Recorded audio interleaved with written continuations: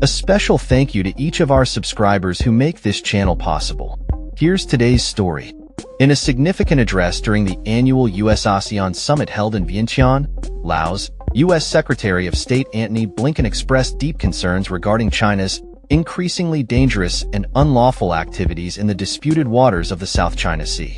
This meeting, attended by leaders from the 10-member Association of Southeast Asian Nations, ASEAN, comes amidst a backdrop of escalating tensions and confrontations between China and several ASEAN member states, particularly the Philippines and Vietnam.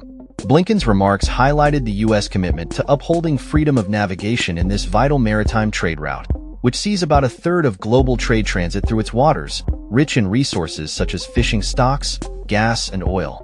The U.S. Secretary of State emphasized the repercussions of China's aggressive maneuvers, stating, "We are very concerned about China's increasingly dangerous and unlawful activities in the South China Sea which have injured people, harm vessels from ASEAN nations, and contradict commitments to peaceful resolutions of disputes."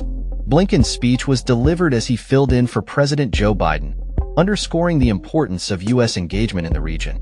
China, which claims nearly the entire South China Sea, has overlapping territorial claims with several ASEAN countries, including Vietnam, the Philippines, Malaysia, and Brunei, as well as Taiwan. Tensions have flared in recent months, with reports of violent confrontations between Chinese and Philippine vessels, as well as allegations of assaults on Vietnamese fishermen by Chinese forces. In response to these actions, the U.S. has increased its military presence in the region, deploying Navy ships and fighter jets to challenge China's expansive claims. Beijing's reaction to Blinken's statements was swift and critical. Chinese Foreign Ministry spokesperson Mao Ning asserted that the instability in the South China Sea was primarily caused by U.S. military deployments and activities, labeling them as the greatest source of instability for peace and stability in the South China Sea. This reflects China's ongoing narrative that external military presences are exacerbating tensions in the region. Philippine President Ferdinand Marcos Jr. also voiced his concerns at the summit, stating that his country continues to face harassment and intimidation from China, actions he described as violations of international law. He urged for a more urgent approach in ongoing ASEAN-China negotiations regarding a code of conduct to manage the South China Sea disputes.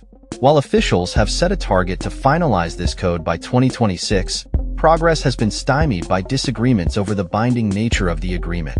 Moreover, Blinken reiterated the U.S. obligation to defend the Philippines, its oldest treaty ally in Asia, should Filipino forces, ships, or aircraft come under attack in the South China Sea.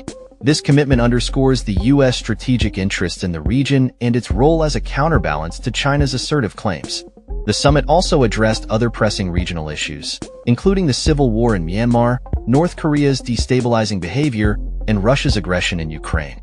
Blinken highlighted the importance of collaboration among ASEAN nations to tackle these shared challenges.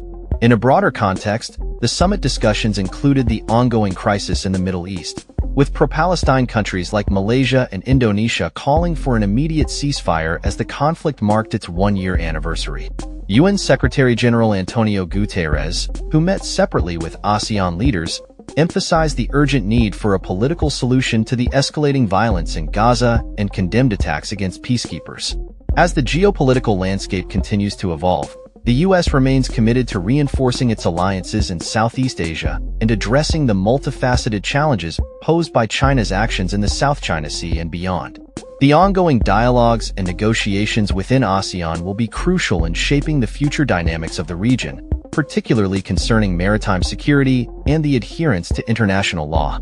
That's all for this story. We upload videos every day covering many different subjects, so hit that subscribe button to stay informed. Thanks for watching.